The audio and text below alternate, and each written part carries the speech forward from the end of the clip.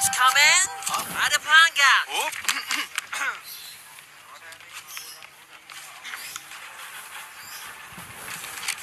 selamat pagi, makcik. Makcik nak buat permohonan ni.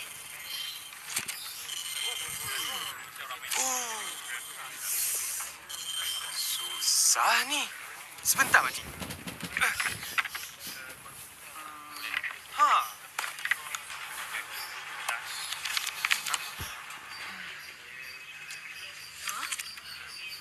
Kenapa ni nak?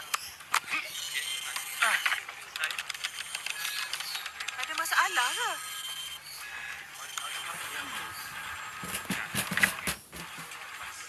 Macam ni lah, makcik. Kalau ikut hati saya yang mulia ni, saya memang nak tolong, makcik. Tapi, makcik kena bagi bayaran perkhidmatan. Perkhidmatan apa ni nak?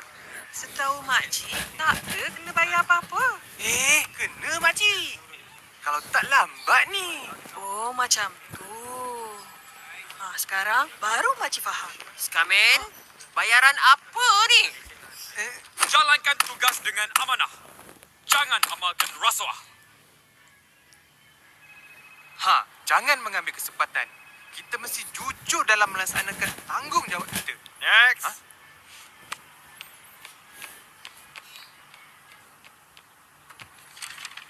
Saya datang nak mohon kerja ni, cik. Susah ni. Rasuah membawa upah dah. Ingat.